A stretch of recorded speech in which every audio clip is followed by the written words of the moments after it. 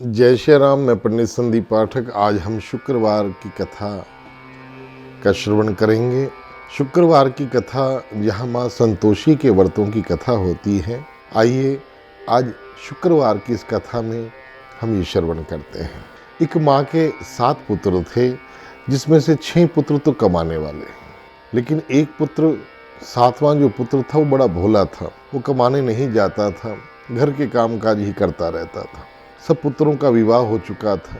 वो भोला पुत्र एक बार कहने लगा अपनी भाभीयों से कि मेरी माँ मुझसे बड़ा प्यार करती है। तो एक भाभी कहने लगी कि जो प्यार करती है हमें पता है, बाकी 6 भाइयों का जो झूठा बचा होता है वही तुझे खिलाती है। एक साथ 6 को भोजन कराती है, तुझे उनके बाद भोजन कराती है। तो जब ये बात सुनी तो उसका मन बड़ा दुखा। उसने कहा नहीं, ऐसा नहीं, तुम झूठ कहती हो, मेरी माँ मुझे ज़्यादा प्यार करती है। तो ये मन में बात लेकर के एक दिन वो रसोई घर के अंदर ही एक चद्दर लेकर के लेट गए। माँ ने कहा सब भाई भोजन कर लें। तो 6 भाई आकर के पंगत में बैठ गए। तो उनको चूरमा, बढ़िया दाल रोटी खिलाई। और जिस समय वो भोजन करके चले गए तो उनकी सबकी थालियों में से चूरमा इकट्ठा करके एक लड्डू बनाया और 7वें को बुलाया कि आ बेटा तू भी आकर के भोजन कर ले। ये सब नज़ारा वो अपनी आंखों से देख रहा था। आज मन बड़ा दुखी हुआ कि क्या मैं काम नहीं करता, क्या मैं पैसा कमा के नहीं लाता इसलिए मुझे सम्मान नहीं मिलता, क्या जगत में सब कुछ पैसा ही है। उसने देखा कि मेरी पत्नी का भी सम्मान नहीं होता, मेरी पत्नी को भी सब इस प्रकार से बात करते हैं जैसे घर की नौकरानी हो, और यहाँ तक कि गाय भैंस का गोबर भी वही उठाती है और वही उसका सारा सफाई करती है। तो उस पुत्र के मन में एक बात आई कि क्यों ना मैं मेहनत करूं और मैं आगे बढ़ूं। उसने माँ को कहा कि मैं अपने घर में नहीं रहूंगा, मैं अब यहाँ से जा रहा हूँ। माँ ने कहा कल का जाता आज चला जा, काम तो तूने कोई करना नहीं, खाली बैठ के खाना है। बस बात और चुप गई। जैसे ही बात चुप हुई तो वो घर से बाहर निकला। सामने जो उसकी पत्नी थी वो गोबर का लेपन कर रही थी। उससे उसने कहा कि ए देवी, मैं घर से जा रहा हूँ और कुछ समय के लिए तुम अपना ध्यान रखना, अपना ख्याल रखना, अपने नियम पर रहना। उसने कहा ठीक है स्वामी, आप जाइए, मैं परमात्मा से प्रार्थना करूंगी कि आप जिस भी काम में जा रहे हैं वहाँ आपको सफलता प्राप्त हो। इतनी बात कहकर के ईश्वर आपके सहाय हो, वो कहकर के वहाँ से चलाई। दूर नगरी में जाकर के एक व्यापारी के पास उसने प्रार्थना की कि मैं आपके पास नौकरी करना चाहता हूँ। तो उस लाला जी ने सोचा कि इतना काम मेरा विस्तार है। पूछा कितना आप माया लोगे, कितनी तनख्वाह लोगे? उन्होंने कहा जो आप दे देंगे। लाला जी ने कहा ठीक है, अपने पास रखा। उसने खूब मेहनत की। सुबह दुकान को खोलने से लेकर के शाम तक, रात्रि तक लेखा जोखा, खरीदना बेचना सब उसने सीख लिया। 12 वर्ष निकल गए और खूब पैसा उसने कमाया। लेकिन उसके मन में ये था कि मैं अभी और पैसा कमा करके अपने घर जाऊंगा। लाला जी ने देखा कि अब इसने सारी जिम्मेदारी संभाल ली, तो लाला जी कहीं घूमने के लिए जा रहे थे। तो लाला जी ने कहा कि अब तुम ये सारी जिम्मेदारी संभालो, मैं थोड़े दिन के लिए घूम के आऊँ। पीछे जो उसकी पत्नी थी वो भी घर के काम काज में लगी रहती। सास ससुर जेठानी उसे और परेशान करने लगी। यहाँ तक कि जो झूठी रोटी थी वो उसको देती, भूसे की रोटी उसको देती। बड़ा परेशान होने लगी। एक दिन जंगल से लकड़ियाँ इकट्ठी करने के लिए वो गई तो उसने देखा कि आज कुछ माताएं, कुछ बहनें बैठ कर के कथा कर रही हैं। जाकर के उसने पूछा कि आप क्या कर रहे हो? उन्होंने कहा कि माँ संतोषी की कथा है। उन्होंने कहा इसको करने से क्या होता है?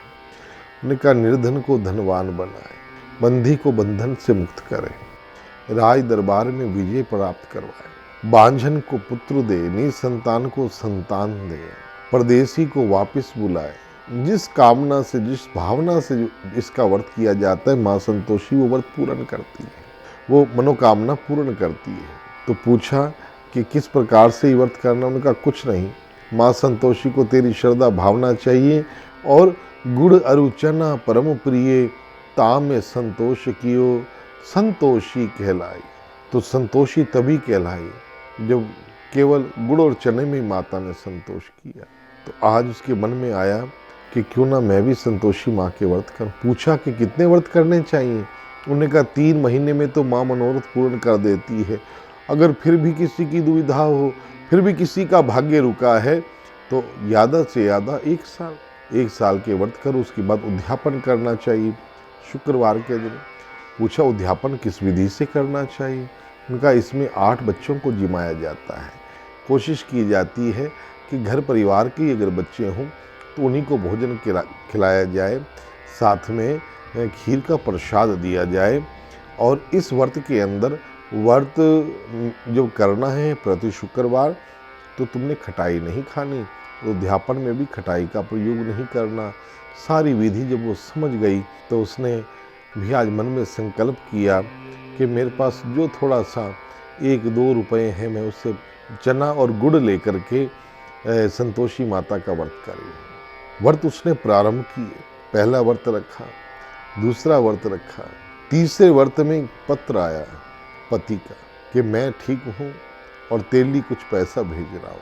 चौथा व्रत किया, कुछ धनराशि आ गई। तो अब परिवार के बच्चे भी टोकने लगे कि अरे काकी के पास तो पत्र आने लगा है, काकी के पास तो पैसा आने लगा है, अब काकी हमारी बात नहीं सुनेगी। उस देवी को लगा, भोली थी, उसने सोचा कि सब मुझे ताने मार रहे हैं। माँ संतोषी के मंदिर में गई और जाकर के कहने लगी कि मैं तो आपसे धन मांगा ही नहीं, मैंने तो आपसे बस यही मांगा कि मेरे पति शीघ्र वापस आ जाए। माँ संतोषी ने मन में सोचा कि तेरा पति तो तुझे याद ही नहीं करता भी, उसे तो केवल धन कमाने में ही फुर्सत नहीं है, मुझे ही जाना पड़ेगा और जाकर के उसे जगाना पड़ेगा। माँ संतोषी स्वप्न में पहुँचे, वहाँ जहाँ उसका पति था, और जाकर के पूछा कि हाँ भाई सोता है या जागता है। स्वप्न में ही वो बात करने लगा। माँ संतोषी के दर्शन किए, ने कहा कि तू अपने घर क्यों नहीं जाता, तेरी पत्नी तेरा इंतजार कर रही है और वो बेचैन है, तू उसे जाकर मिलता क्यों नहीं, कितना समय हो गया तुझे यहाँ पे आए हुए। तो उसने कहा कि माँ कैसे जाऊँ, लाला जी ने, सेठ जी ने इतनी जिम्मेदारी दी, इतना सारा सामान दिया है, जब तक ये सारा सामान बिकेगा नहीं, लेन देनियाँ पूरी नहीं होगी तो मैं कहीं जा ही नहीं सकता। मैंने कहा तो सामान बिकने में कितना समय लग जाएगा? तो उन्होंने कहा सामान बिकने में तो 1 साल भी लग जाएगा। माँ संतोषी ने कहा कि कल सुबह उठकर स्नान करके घी का दीपक माँ संतोषी के मंदिर में जाकर जलाना, मेरे मंदिर जाकर जलाना, प्रार्थना करना, तेरा कल ही सारा काम सिमट जाएगा और जो तू चाहता है वो हो जाएगा। लेकिन उसके बाद तुरंत तू अपने घर जाना। सुबह जब नींद खुली तो आकर के उसने अपने पड़ोसियों को बताया कि मुझे इस प्रकार से स्वप्न आया है। कोई हंसने लगा, कोई चिढ़ाने लगा। एक बुजुर्ग व्यक्ति खड़े थे, उन्होंने कहा कि बेटा कि अगर स्वप्न आया है तो तू जाकर के संतोषी माता के मंदिर में घी का दीपक क्यों नहीं जलाता। बड़ों की बात मान करके वो संतोषी माता के मंदिर गया और वहाँ जाकर के घी का दीपक जलाया, प्रार्थना की। जैसे ही अपनी दुकान में आकर के बैठा तो उसी समय जिन्होंने पैसा देना था वो आकर के पैसा दे करके चले गए। जो दुकान छत तक भरी थी माल से, ऐसे खरीदार आए कि हाथों हाथ पैसा भी दे गए और माल भी ले गए और शाम तक सारी दुकान खाली हो गई। बड़ा प्रसन्न हुआ, बड़ा मुनाफा हुआ, जितना सोच भी नहीं सकता था उससे अधिक मुनाफा हुआ। उसने कहा माँ संतोषी ने जैसा कहा वैसा पूर्ण हुआ, अब मुझे अपने घर की ओर जाना चाहिए, घर की ओर जाना चाहिए। घर की ओर जाने के लिए वो अब निकला। अपनी पत्नी के लिए उसने कुछ सामान खरीदा, वस्त्र पोशाक खरीदी, कुछ आभूषण खरीदे, परिवार के लिए, बच्चों के लिए खरीदा। प्रभु की ये बड़ी कृपा थी, माँ संतोषी की बड़ी कृपा थी। क्योंकि जो धन है ना, पैसे के हैं 3 नाम, परशु, परसा और परशुराम। जिनके पास पैसा अधिक है उसे परशुराम कहा जाता है, परशुराम जी कहा जाता है, और जिसके पास पैसा नहीं उसे परशु नाम से बुलाया जाता है। तो धन में बड़ी ताकत है। तो आज वो अपनी नगरी की ओर चला। इधर वो पत्नी जो थी संतोषी माता के मंदिर में ही माँ संतोषी से प्रार्थना कर रही थी कि मेरे पति शीघ्र वापस आ जाए। माता ने कहा तेरे पति तो शीघ्र वापस आने वाले हैं, तो चिंता मत कर, लकड़ी की गठड़ी अपने सिर पर लेकर के जा और जा, तू घर पहुँचेगी तब तक वो घर पहुँच चुका होगा। लेकिन तूने एक बात कहनी है सासू माँ से कि लो माता, मैं लकड़ियों की गठरी ले आई हूँ, खोपरे में पानी दो, भूसे की रोटी दो। इतनी बात तूने बाहर खड़े होकर के कहनी है। तो उसके बाद चमत्कार दे। संतोषी माता ने जैसा आदेश दिया वैसा ही उस देवी ने कहा जाकर के बाहर कि माँ, मैं लकड़ी की गठड़ी ले आई हूँ और खोपरे में पानी दो, भूसे की रोटी दो। इतना कहना था तो पति ने बाहर आकर के पत्नी की हालात देखे, और जैसे ही वो हालात देखे, वो अंगूठी देखी जो उसको जाते समय वो दे के गया था निशानी, पहचान भी नहीं पाया कि ये मेरी पत्नी है। उसने अपनी माँ से कहा, कितना बुरा हाल कर रखा है मेरी पत्नी का। माँ ने कहा, हाँ हाँ, तेरे जाते ही तो बावरी हो गई और घर में आती नहीं, बाहर ही घूमती रहती है और 4 टाइम आकर के रोटी खा के चली जाती है। पुत्र ने कहा, माँ, मैं तुझे भी जानता हूँ और अपनी पत्नी को भी जानता हूँ, मुझे चाबी दे कमरे की, मैं अलग रहूँगा। आज चाबी लेकर के अलग रहने के लिए वो बेटा अपनी पत्नी के साथ चला और थोड़े ही समय में उसने अपना घर बार इस तरह से बना लिया जैसे कोई राजाओं के ठाठ होते हैं। दोनों धन धान्य से भरपूर हो गए, बहुत अच्छी तरह वो रहने लगे। एक दिन पत्नी ने कहा कि मैं स्वामी उद्यापन करना चाहती हूँ। तो पति ने कहा, क्यों नहीं। सारी पूजा की सामग्री एकत्र की गई और जैसे ही उद्यापन की तैयारी करने लगी और जेठानियों के बच्चों को उसने बुलाया। 8 बच्चों को जिमाना था। तो जेठानियां उसकी इस बात को देख करके हैरान थी, परेशान थी कि इसके पास अचानक इतना धन आया तो क्यों आया। उसने अपने बच्चों से कहा कि तुम खटाई मांगना। बच्चों भी माँ बाप की बात मान करके उन्होंने आकर के अपनी चाची को कहा कि हमें तो खटाई चाहिए ताकि वो व्रत का उद्यापन भंग हो जाए। देखो, ऐसा भी कभी होता है क्या? किसी ने इतना दुख देखा, इतनी परेशानियां देखी, उसके बाद आज सुख की घड़ी आई तो कई समझते हैं कि ये सुखी क्यों हुए। ये ईर्ष्या की भावना हमारी नहीं होनी चाहिए। तो उन्होंने कहा कि खटाई मांगना, तो खटाई तो नहीं दी। बाद में दक्षिणा रूप में फल और जैसे ही पैसे दिए तो उन बच्चों ने जाकर के इमली खा ली, जैसा कि उनकी माँ ने कहा। संतोषी माता थोड़ा रुष्ट हुए। संतोषी माता रुष्ट क्यों हुए कि जब इतना ही कष्ट दिया था तो उसके बाद भी तो उन्हीं के बच्चों को बुला रही है, जानती है कि ये तेरा व्रत भंग करना चाहते हैं।